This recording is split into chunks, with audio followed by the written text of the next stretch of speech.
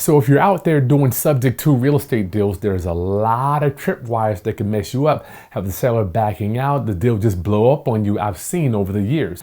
So I put together this video for you today if you're doing your first or your next subject to real estate deal. So you'll see my 12 biggest mistakes that I've made doing subject to deals since 2009-10. And I've seen other people make some of these mistakes too. So you can actually deploy it in your business. We're gonna give you a checklist. You can go down, check. So you don't have, so a subject to deal doesn't blow up on you the next time you're doing one. All right, let's do it.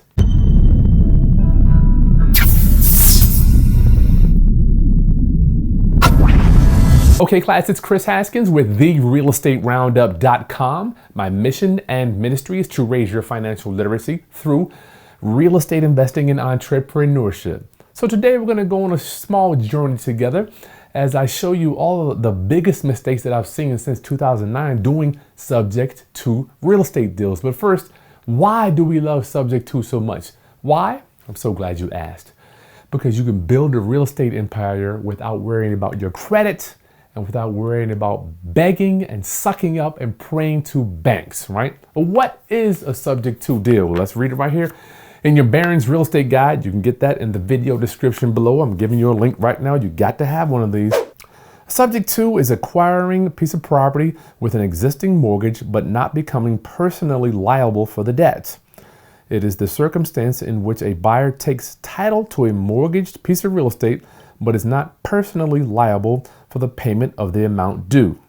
The buyer must make the payments in order to keep the property. However, with default, if they stop making the payments, only the buyer's equity in that property is lost. So what are we doing? We're merely coming in, we're stepping in, taking over the seller's payments. The mortgage stays in their name, house goes in our name, right? And if that's a little foggy or confusing to you, I got a video right here. You can see where I walk you step by step how to set it all up, right? But today's video was to kind of help you, give you a roadmap, okay?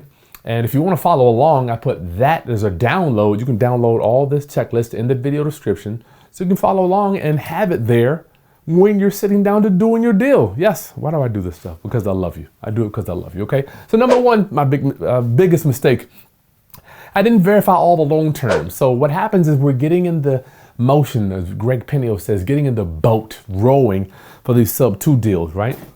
Your seller's on board, everybody's on board, getting ready to go to closing, and then let's say you do close the loan. 3 years later, bam, you find out you have an adjustable rate mortgage. The terms changed. Your payment went from $1,100 to $1,350, right?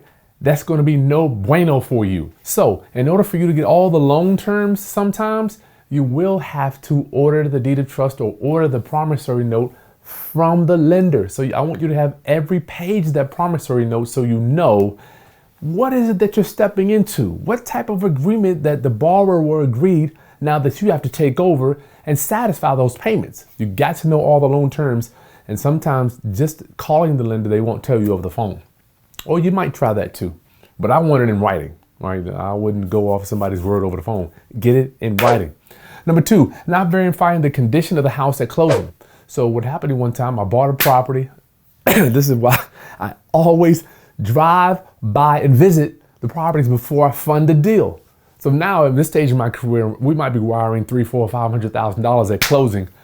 I need to know the condition. Is the house even still there? Did it get torn down? I know investors that house was torn down between when they signed the contract and closing. It's crazy. Anything can happen, yo. So verify. And what you honestly want is the property to be broom swept clean.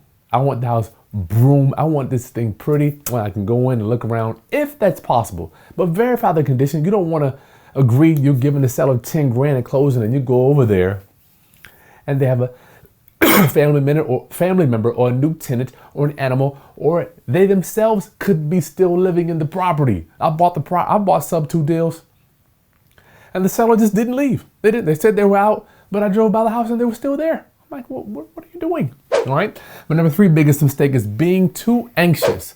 There is no police. There are no police that are going to come get you. They're not going to get you. I never forget walking out of my first subject to. I'm walking out. I got the docs in my hand. I'm like, does anybody even care that I just bought a house subject to? It's really weird. I'm like, I bought a house, no credit, very little of my cash. I didn't qualify for the loan. I didn't talk to the bank, none of that stuff. I'm like, this is really cool. And nobody cared. But when you get too anxious, you kind of give up too much stuff at closing. So when you meet with the seller, you are actually doing them a favor. If you remember from our last video last week, if you didn't see that one, go ahead and go there right there. That's going to kind of remind you that you're in the position of helping homeowners. And why do they do these deals? Because you can solve a problem that I'm going to say 99% of the population have no idea how to solve. Go check that video out. Number 4, getting the seller to sign all the docs up front. That's a huge mistake. So you know we got a bunch of documents. You got your power of attorney, you got your authorization to release information, you got your purchase and sale agreement, you got your disclosures, you got your bankruptcy doc. All that stuff has to be signed, but only 2 documents need to be signed when you meet with the seller. Purchase and sale agreement and the authorization to release. That's so you can agree on the terms of the deal, and the authorization allows you to talk to the bank to verify the loan. What I've seen people do is go in there, they're meeting with Miss Smith, getting Miss Smith to sign all the power of attorney, all these long 5 documents for what? You're not even using any of them until after closing. So get your seller, number 4, get your seller to sign the docs at closing. Don't go in there and bombarding the seller with all these documents. All you're going to do is scare them. You make them like, what the hell did I? They don't even remember they have the stuff that they signed, right? So don't do that. Just get the 2 documents. Purchase agreement, and don't say contract, and the authorization to release information, all right? Number 5, not putting the house in a land trust. Now, this is the perfect time to create a land trust and put the property inside of a trust. Why? Because you don't have a big, bad bank breathing down your neck, asking you to sign 1 million pieces of paper, and it's not even on your credit. So this is the perfect opportunity to deploy land trusts. When you buy the house subject to, not in your credit, you get to decide who goes on title. So why not just put it in the trust from the beginning? So listen, if you're getting any quality content out of any value out of this content, make sure you hit that subscribe button, y'all. I'm just here working for you as we pass 117,000 subscribers. Number 6, using subject to with sellers, using the words subject to. Miss Smith, horrible mistake. You know, I think we can buy your house subject to. Well, what are you talking about? I have no idea what subject to means. Don't use the word industry jargon, as Ron LeGrand calls it. Don't use subject to when you're dealing with sellers. There is no reason for you to say sub to. We have a program that may or may not work for you, Miss Smith. Okay, don't do that. Matter of fact, what I'll do is I'll give you, since you're watching this video in the link below, I'll give you a free copy of my subject to Ninja negotiation audio. It'll walk you step by step through a live negotiation inside of a home with a seller. Okay. Number 7, not closing with an attorney. See, what happens is with sub 2, people agree to all this stuff that you are masterfully putting together, and I want to applaud you. If you're watching this video, it means you are intentional. You know what's going on out there. You've been able to talk to a seller and they are agreeing to what you're doing. So, but you want an attorney, somebody that's licensed to explain all this stuff at closing. See, when you go to court or someone looks at the macro of what you're doing, you're the savvy super investor dealing with mom, pa, grandma down here. So they assume and they presume that you're super sharp. And poor mom, pa, I didn't know what was going on. So if you use an attorney, let them explain it, levels the playing field. And I never forget, I had an attorney call me one time and said, Mr. Haskins, I'm reading these documents that my client signed. They're airtight. I cannot lie. But would you mind doing so-and-so? I'm like, what? What do you mean? We explained everything. We explained everything to the seller. Everything. And as a matter of fact, an attorney did it. So it's kind of hard to go back and say, well, they didn't know what they were talking about. Use an attorney, y'all. Number 8, not doing a full title search, plus city works, public works. So you have to know all liens and judgments that are on this property. And that could be loans, it could be liens, it could be HOA liens, it could be child support, it could be back taxes, all that stuff you have to know. Now, you can still buy the property subject to all of that. You don't have to pay any of that off as long as your seller agrees. But sometimes with city works, you might have a water bill or some type of a weed lien where the city came and cut the grass. Or I remember when I bought my house I live in now, there was a debris lien that didn't show up on the title work, $4,000, because I guess the guy was on drugs. He had just dumped all the trash in the backyard, and the city came, cleaned it up, and they attached it to the property. So you got to get a full title search so you know what's going on, what's the full picture when you step in and take over all this stuff subject to. Number 9, not getting insurance in the borrower's name. One thing that is going to be 100% every sub-2 deal you do. The mortgage company is going to require an insurance policy in the borrower's name. So what happens if you don't do that? Number one that's going to happen is going to raise a red flag. People are going to start looking around. What's going on? Why isn't there an insurance policy in the borrower's name? Ding, ding, ding. Number 2, the mortgage company will put something called a forced placed insurance policy on that house. Now, when they do that, they get the most expensive policy on the market. So you might be paying $2,000-$3,000 a year on a policy that you could probably go out and get for $600. I've seen a policy at $4,000 a year.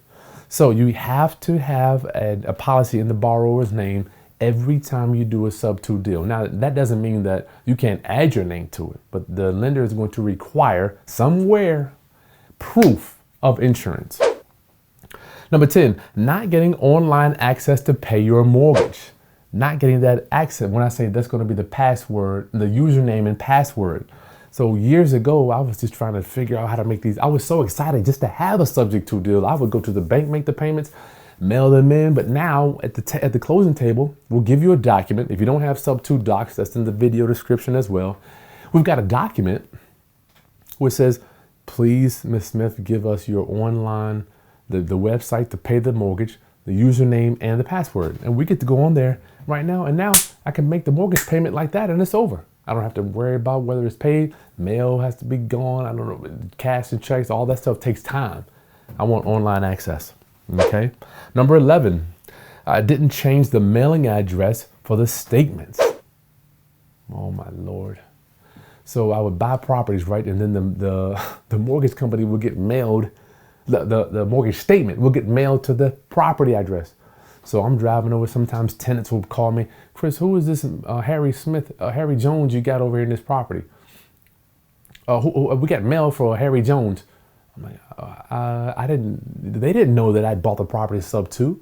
So now there's a doc where the seller signs, then you give to the mortgage company, and then they change the mailing address. Let me repeat that. There's a document. It's included in the sub-2 docs.